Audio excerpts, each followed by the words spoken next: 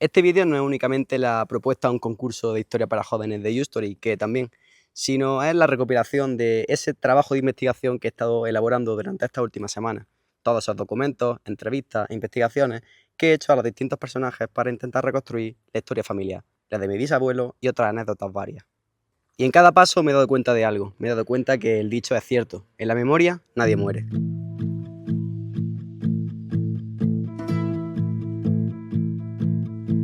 Muy de mañana me he levantado, oh vela chao, vela chao, vela chao, chao, chao. Muy de mañana me he levantado y me he enfrentado al invasor.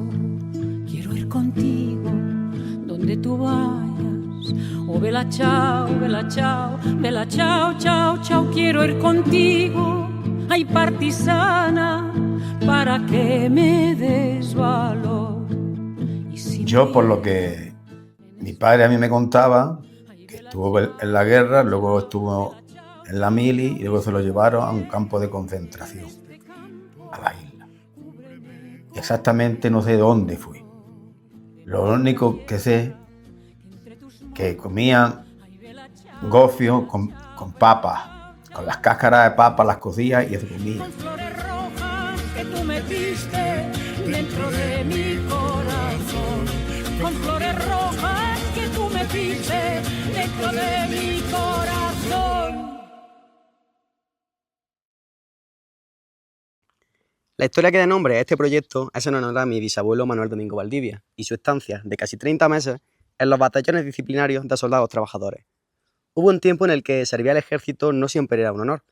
Estos batallones eran una especie de condena silenciosa para muchas personas.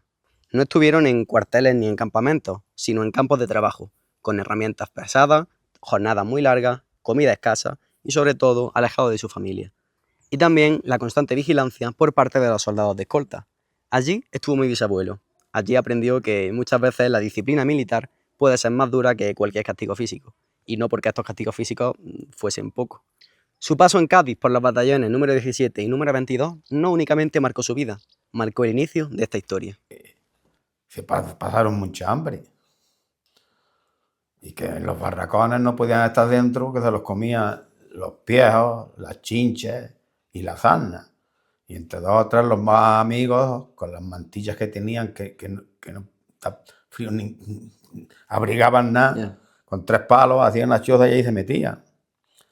Y buscando desde los contenedores de basura, cogían las cáscaras y le daba a una muchacha de un capitán o de un teniente, no lo recuerdo ahora perfectamente, le daba gofio y hacía como un potaje recortando las cáscaras, las cocían y eso es lo que comían.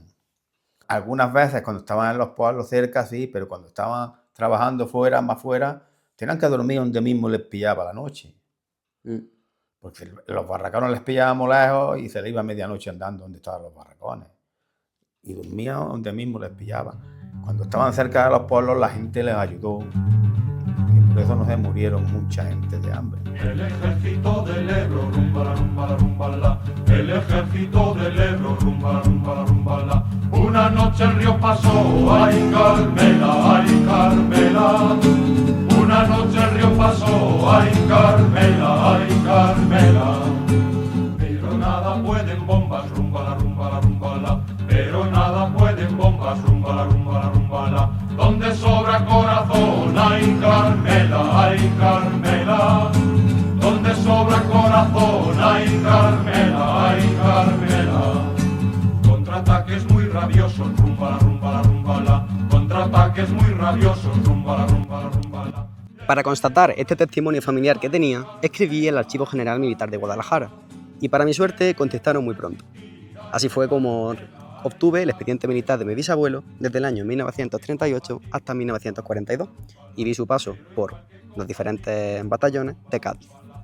Por tanto, gracias a este expediente militar, pude contarle a mi abuelo qué ocurrió exactamente con su padre desde el año 1938 a 1942, destacando que en el 1938 tuvo un reemplazo en el bando de la República, un reemplazo dentro del Ejército de la República, y también en el año 1941 se le condenó desafecto al régimen y a cumplir condena durante 29 meses y 15 días. Esto es un mapa que he realizado, hecho con el Luis Ayer, con los lugares de Andalucía a los que, según su expediente de Guadalajara, fue trasladado. Estuvo en 1942, primero del Batallón 22 en Jiménez de la Frontera, y después, unos 6 días después, lo cambiaron al Batallón 17, a la segunda compañía. No se sabe el motivo, pero lo cambiaron. Y estuvo en Algeciras, allí por la zona del Peñón de Gibraltar.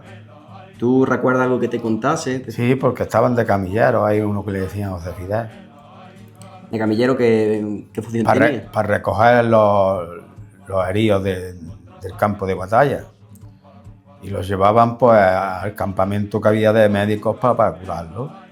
Y cuando llegaban, una vez de las veces que llevaban a uno herido, cuando llegaron a donde estaban los médicos, vio que tenía 5 o 6 agujeros de bala y En la tela del pantalón. No, en una chaqueta que les daba para quitarse el frío. ¿Y no le dieron las balas? Le rompieron la chaqueta agujeros, pero no le dio a él.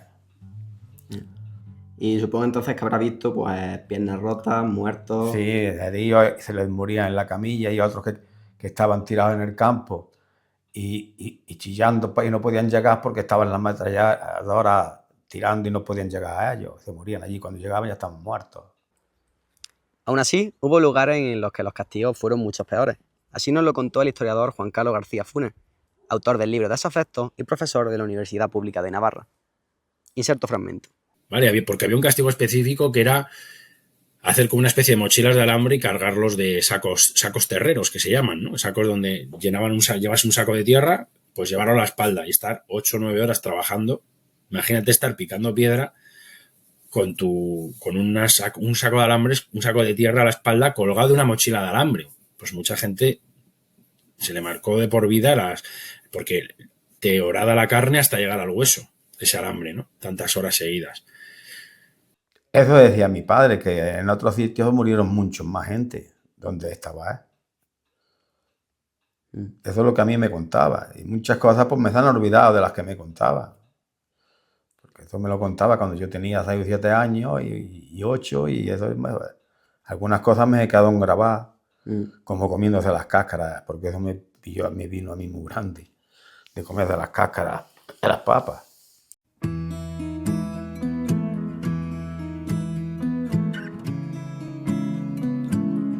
Siempre quise dedicarme al área de la salud, como muchos por la misma razón, la más sencilla, o más bien la más honorable, la de salvar vidas. Pero hubo un tiempo en el que enfermar, aunque fuese de un simple resfriado, podía ocasionar la muerte. Es por eso que en este apartado vamos a hablar de las adversidades sanitarias de la época. La hermana de mi abuelo murió en el año 1959 con tan solo 5 años. En ese entonces había que pagar las medicinas, pues no teníamos el sistema gratuito de sanidad que tenemos hoy día. Su padre intentó vender todas las mejores tierras para conseguir dinero y comprar esa medicina, pero todos los intentos fueron nulos y, lamentablemente, no pudo ser.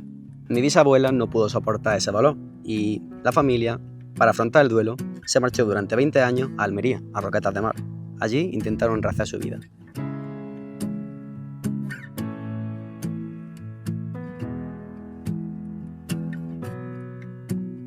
Lo que ocurrió, lamentablemente, es que en esos 20 años la tumba se perdió, pues se edificaron otra sepultura encima de ella y hoy día apenas tenemos referencias. Pero precisamente en esta investigación fue lo que me propuse, intentar buscar esa información que se había perdido sobre mi tía abuela, esa que con tan solo 5 años falleció. Fui al registro civil, a la parroquia y encontré nombres, datos y fechas sueltos, que al final me han servido para reconstruir una parte de esa historia, aunque esté fragmentada. Porque la sanidad es salvar vidas, pero también recordar y no olvidar a quienes no pudimos salvar.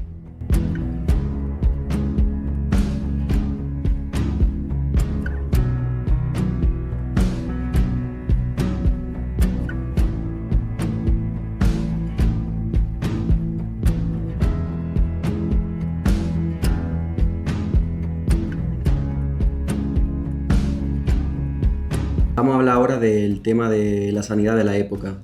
Vamos a ver cuéntame lo que ocurrió con tu hermanita, lo que tuvo que hacer tu padre, entonces cuéntame la historia. Pues mi hermana pilló una reuma en una pierna y se le complicaron al corazón. Pero en aquellos tiempos había que pagar las medicinas, había que pagar los médicos, tuvo que vender mi padre unas olivas que tenía, tuvo que vender todas las mejores tierras que tenía para poder a ver si la podía salvar. Porque los medicamentos había que pagarlos y a los médicos. Y costaba mucho dinero entonces. Claro, tuvo que vender todas las mejores tierras que tenía. ¿Qué es lo que recuerdas tú de ella o de aquellos días? Que era muy bonita. Y recuerdo porque que ya cuando cayó mala, que llevaría ya 2 añillos mala, el médico que la estaba llevando, que era de Granada, dijo: no vengáis más, que ya tu hermana se muere. Le dijo a mi madre: tu hija se muere antes que se pasen 2 meses. Se murió 2 días antes de que le dijo el médico eso. Yo pues ya ves, era una hermana 2 añillos más pequeña que yo, pues siempre estábamos juntos. Y eso pues es una pena. Tu madre, de hecho, cuando eso fuiste ahí, os mudasteis a Roquetas, cuando pasó. Sí, nos fuimos a Roquetas a vivir, y allí hemos estado 20 años allí trabajando. Hasta que yo tuve un accidente de coche y ya nos vinimos otra vez. Mi padre se puso malo y nos vinimos otra vez a Montaíga.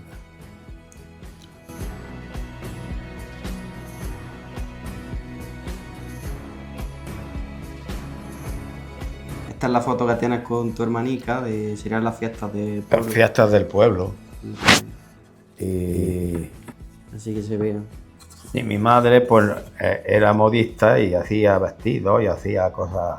Antiguamente muchos niños se morían chiquitillos y todo el mundo venía en busca de mi madre para que le hiciera, ponían lazos, hacerle cosas, lo hacía mi madre. Y esos vestidos que llevábamos, ese trajecillo lo hizo mi madre. Los arregló para ir a ver a los abuelos y nuestras abuelas nos dio dinero para ir a comprar churros. Y un fotógrafo cada vez que venía por las calles, pues nos echó la foto. Y luego pues se lo daría a mi madre.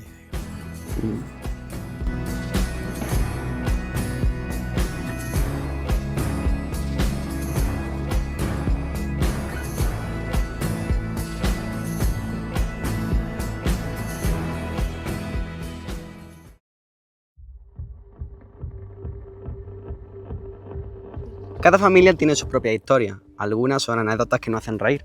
Otras son historias que nos conectan con las realidades tanto políticas como económicas de la época. El término del extraperlo nace concretamente en la Segunda República, asociado a un juego de ruleta ilegal. Con el tiempo, este término de extraperlo se asoció al comercio clandestino en los pueblos, a ese trueque ilegal de productos que se realizaba durante los tiempos de posguerra, cuando los productos escaseaban. Mi familia no fue ajena a ello. El extraperlo formó, al fin y al cabo, parte de la economía doméstica. Como digo, en mi familia tenía nombre y apellido: Francisco Domingo Martínez, apodado el Tío Gordito. El tío de mi abuelo se movía por la comarca de los Montes Orientales de Granada, además de por pueblos de Jaén como Carchelejo. Se conocía cada lugar, cada truco, cada secreto. Poco he podido saber de su vida más allá de las anécdotas y relatos que mi abuelo me contaba. Pero bueno, confirmé algunos datos con la visita al juzgado de registro civil y pude consultar su acta de nacimiento y defunción. Poco a poco he recuperado algo de su historia. Vamos a hablar del trasperlismo, que se conoce en los pueblos como trasperlo, pero en verdad es extraperlo, que es un fenómeno comercial de trueques que se daba antes. ¿Qué es lo que tú sabes por el testimonio oral que te ha llegado? Pues me lo contaba mi madre y mi abuela, porque de aquí cogían garbanzos, cogían lentejas y se iban. Entonces no había coches, eran con bestias, con mulos, con burros, y se iba a los pueblos de Jaén a hacer el cambio. Yo daba garbanzos y ellos le daban aceite, y le daban fruta. Después le decían al tío Gordito. Y tenía un montón de anécdotas, como por ejemplo, yo garbanzos allí a unos maestros que había en Carchelejo. Digamos que nos vamos a reír del tío Gordito. Tío Gordito, vaya garbanzos duros que me has vendido. Y más duro eres tú, que no me los has pagado. Otra mujer fue: tío Gordito, me vas a traer un porrón que antes bebía el agua en porrones. Y de acuerdo, te lo traigo. Tío Gordito, ¿me has traído el porrón? Dice: sí, pero me has roto. Anda que si te lo pago. Dice: anda que si lo he hecho. Y de esas anécdotas tenía muchas. Mm. Y es las algunas que me quedaron a mí en la cabeza.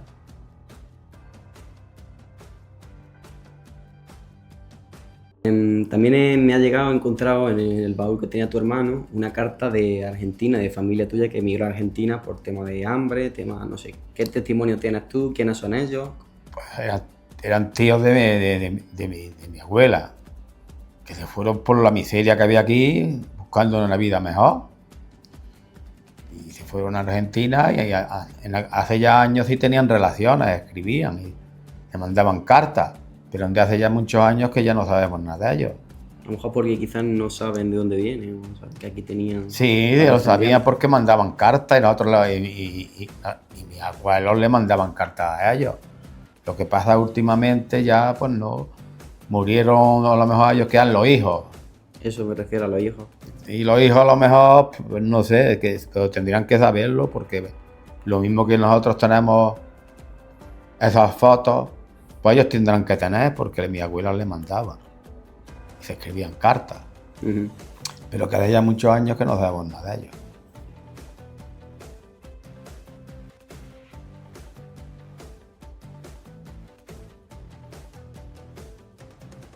Resultado, subieron, destrozaron la ermita, lo destrozaron todo, de dicho sacaron la Virgen del camarín y hubo una persona que le dijo, tantas veces yo ya a borrar la basturrando.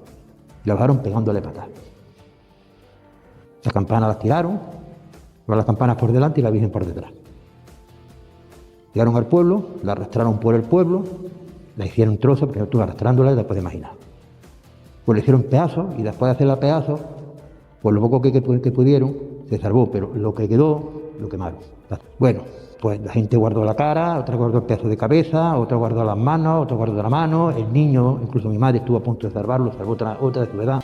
Pero incluso en medio del miedo hubo quien nunca renunció a su fe. Gracias al coraje de la ermitaña, a su familia y a ciertos vecinos anónimos, logró salvarse parte del patrimonio.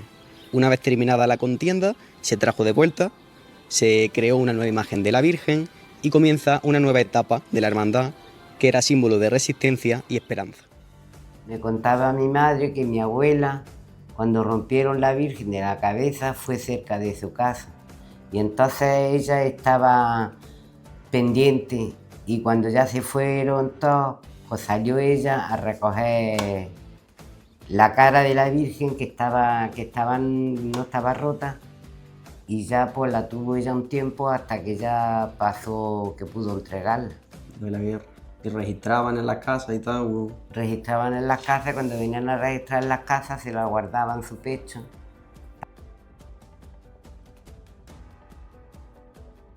En la base del concurso se hablaba sobre objetos heredados. Lamentablemente yo no he tenido la suerte de tener objetos antiguos de mis familiares, pero sí que tenía algo que, a pesar de no ser de valor físico, ha tenido un valor fundamental para mí. Una manualidad que mi bisabuelo Macario nos enseñó, o más bien enseñó, a sus nietos. Mi primo Manuel Navarrete Vico, uno de sus nietos, recuerda con cariño esta manualidad. Se la enseñó cuando tan solo tenía 7 años, pero desde entonces la ha mantenido en su memoria y hoy día la sigue transmitiendo. Esto es una manualidad que le enseñó mi bisabuelo a sus nietos, a mi primo Manolo. Tu abuelo te contó esto cuando tenía 6 o 7 años. Claro, éramos chicos. Nos lo hacíamos a menudo hasta que lo aprendimos. ¿Y se te quedó de Y mira, chico? me quedó y todavía me acuerdo.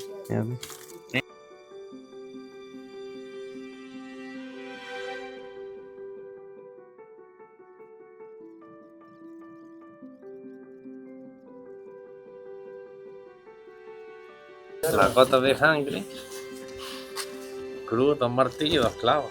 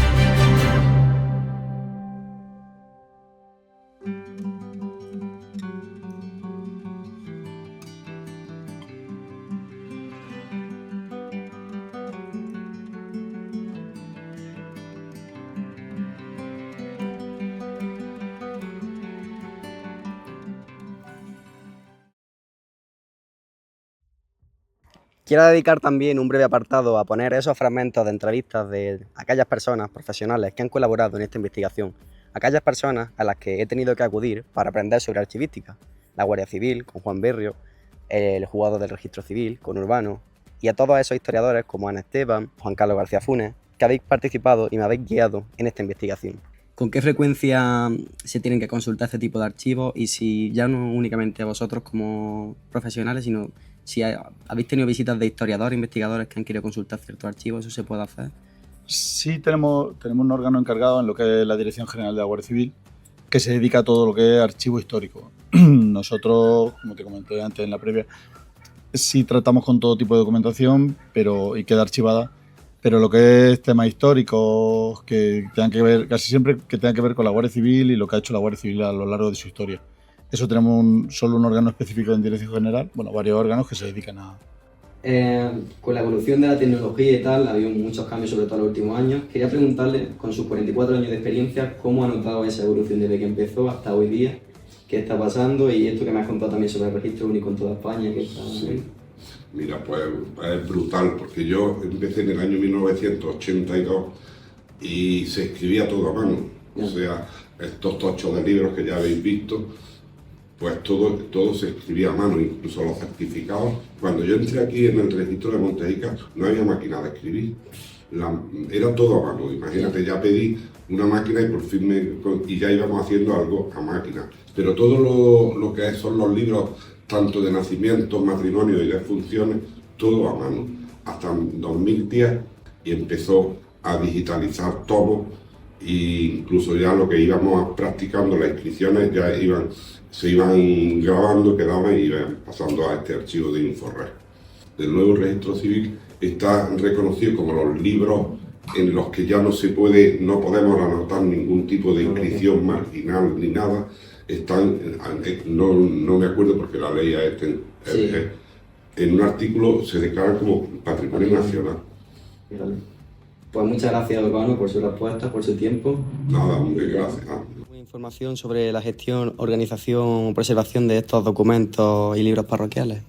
Mira, lo que sí tengo entendido es que es un reto hoy en día para la Iglesia resguardar toda esa documentación de archivo, porque es una memoria histórica de cada pueblo, de cada parroquia, de cada sector, incluso donde esté la más pequeña parroquia del mundo, es una memoria histórica, ¿no?